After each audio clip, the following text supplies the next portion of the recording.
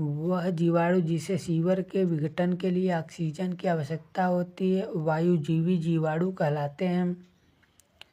एक अवसादन टैंक की क्षमता को टैंक की सतही क्षेत्रफल में वृद्धि करके बढ़ाया जा सकता है।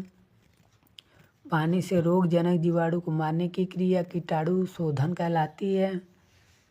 डीक्लोरिनेशन की प्रक्रिया सुपर क्लोरीनीकरण के बाद किया जाता है। जब स्थान कार्य युक्त हो तथा तंग गलियां हो तो संयुक्त प्रणाली अनुकूल होती है। मल जल निकास का द्वितीय उपचार ट्रिकलिंग छन्ने के उपयोग से बनाया जाता है। मानक EDTA घोल का प्रयोग पानी में कठोरता की जांच हेतु निर्धारण करने के लिए किया जाता है। कीटाणु शोधन दक्षता पानी के उच्च pH मान पर कम होती है। एक मल जल निकास का ढलान जमीन के प्राकृतिक ढलान की दिशा में होती है।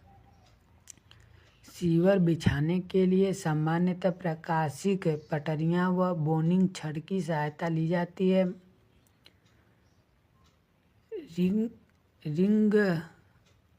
रिंगलमैन का स्केल धुएं का घनत्व ज्ञात करने के लिए किया जाता है। एक सतत प्रवाह पानी अवसादन टैंक में नियत कणों को हटाने के लिए वेग भरे हुए टैंक से अधिक होना चाहिए। सबसे कुशल चैनल अनुभाग विषम चतुर्भुज के रूप में अर्ध षष्ठकोण होता है। मानक सिलिका स्केल पर पीने योग्य पानी का मटमैलापन 10 ppm तक सीमित है। तूफान में हवा के द्रव्यमान की गति केंद्र के दबाव युक्त बवंडर और बाहर की ओर मुक्त बवंडर होती है। व्यापक रूप से मल जल उपचार के लिए फेरिक क्लोराइड स्कंदक प्रयोग में लाया जाता है। बड़े शहरों में सीवेज का निपटान विलयन में किया जाता है। सीवेज में प्रवाह की दर आमतौर पर प्रति व्यक्ति 150 लीटर लिया जाता है। पूर्ण रूप से शोधित अवमल जो मल जल उपचार टैंक से बाहर प्रवाहित होता है वही स्रावी धारा कहलाता है। सीवर की लंबाई तथा पूर्ण रूप से भरे प्रवाह के वेग का अनुपात प्रवाह का समय कहलाता है। विसर्जन को मापने के लिए वेंचुरी मापी प्रयोग किया जाता है। जल वितरण प्रणाली के विश्लेषण हेतु तुल्य पाइप विधि लंबी तथा सकरी पाइप व्यवस्था हेतु सबसे अधिक उपयुक्त है। किसी जैविक प्रदूषण का उच्च COD एवं BOD अनुपात प्रदूषण की निम्न जैविक कारकता को निरूपित किया जाता है। नेक्स्ट पॉइंट, मल जल के प्राथमिक उपचार में एक मलबे का टैंक दिया जाता है जिसे गाद अर्थात ग्रिड से हटाया जाता है। स्लज आयतन के अनुपात को स्लज की प्रतिशत मात्रा तथा निलंबित ठोस कणों के प्रतिशत मान द्वारा परिभाषित किया जाता है। जल वितरण प्रणाली में उपभोक्ता ट्रैप में आदर्श रिसुडियल दाब का मान 0.031 से 0.035 न्यूटन पर mm² होता है। प्रवाहित धाराओं का स्वशुद्धिकरण तनुकरण अवक्षेपण और ऑक्सीकरण के कारण से हो सकता है। प्रवाह के न्यूनतम प्रति घंटा की दर से सीवर को सामान्यतः विकल्पित किया जाता है ताकि वह स्वयं सफाई वेग प्राप्त कर सके। वह उपयंत्र जिसकी सहायता से पानी को निकाला जाता है इनटैंक कहलाता है।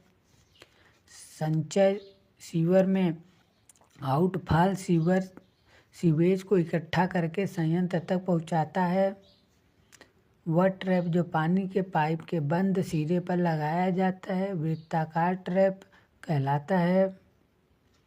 मध्य श्रेणी के कस्बों में जल वितरण के लिए प्रतिदिन मांग गुणांक का मान 1.5 होता है।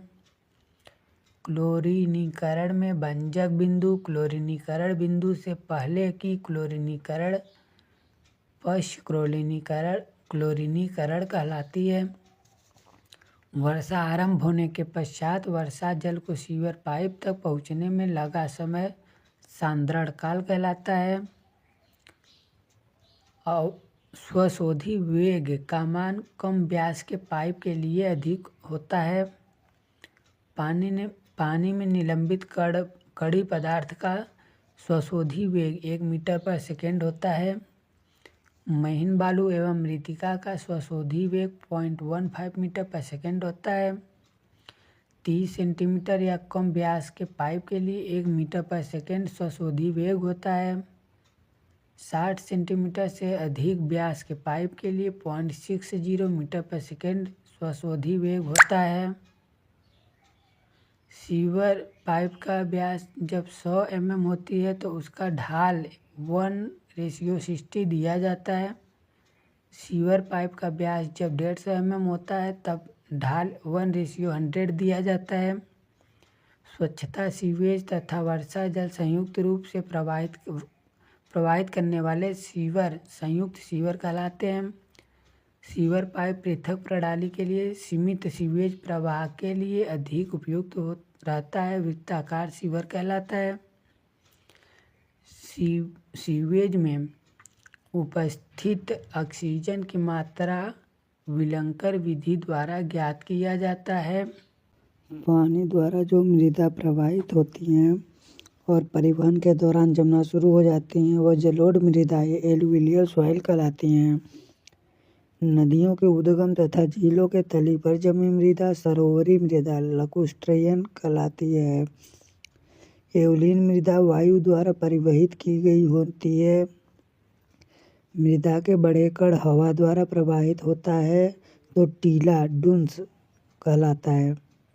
यदि चट्टान का विघटित पदार्थ चट्टान के ऊपर ही जमा रहता है और वहीं पर मृदा का निर्माण करता है तो उसे अवशिष्ट मृदा रेसिडुअल सॉइल कहते हैं।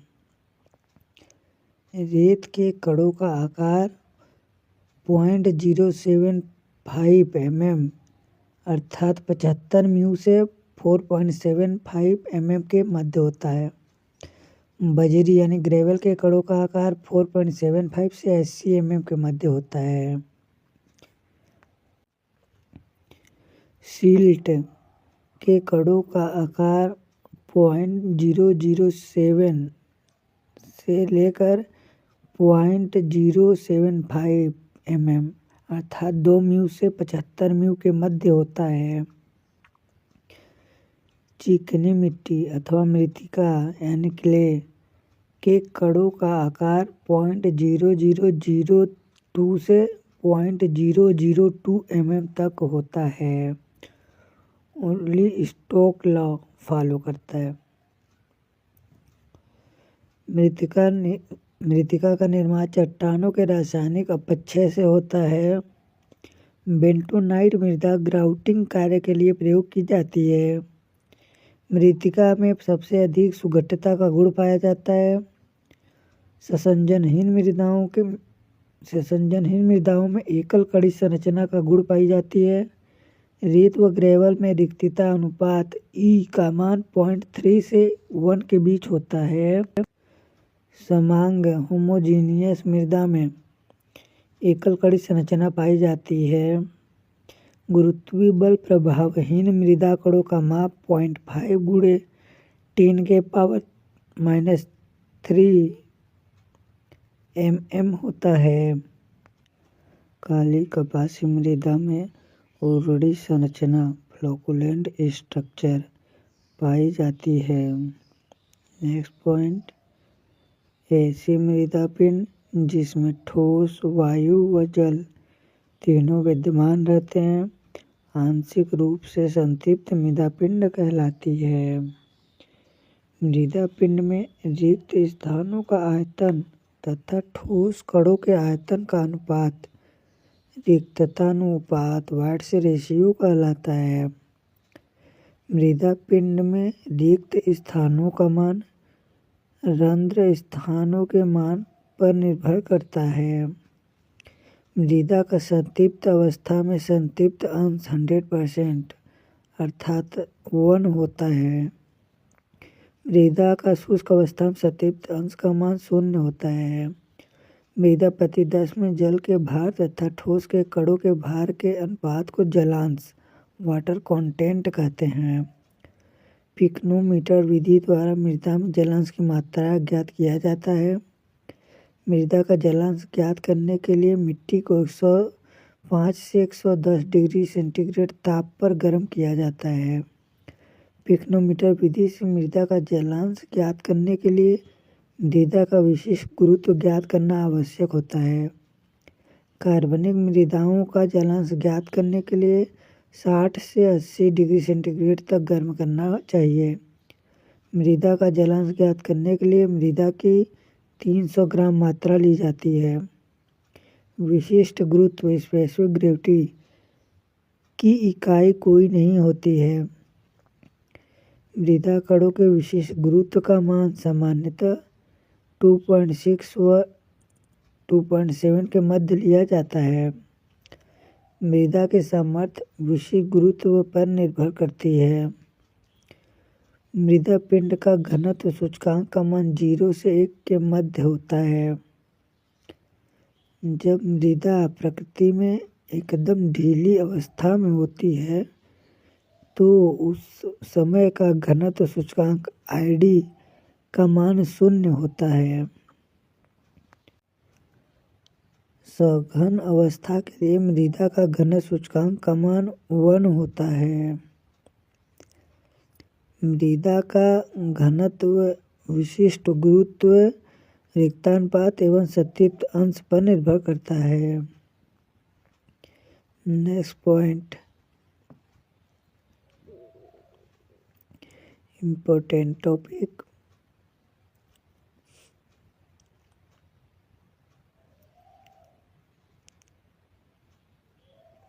शुष्क अवस्था में संतृप्त अंश का मान 0 होता है, अर्थात यश बराबर 0। संतृप्त अवस्था में मृदा का संतृप्ति अंश का मान 100% अर्थात यश बराबर 1 होता है। संतृप्ति अंश शुष्क घनत्व तथा स्थूल एकांक भार के संबंध। संतृप्त घनत्व बराबर संतृप्त में मृदा का भार बटे मृदा का कुल आयतन होता है। निमग्न अवस्था में मृदा पूर्णतः पानी में डूबी हुई होती है। निमग्न घनत्व यानी सबमर्ज्ड तथा संतृप्त घनत्व में संबंध। मृदा का निमग्न घनत्व बराबर संतृप्त घनत्व -1 होता है। संतृप्त मृदा के लिए वायु रंध्रों का प्रतिशत मान 0 होता है।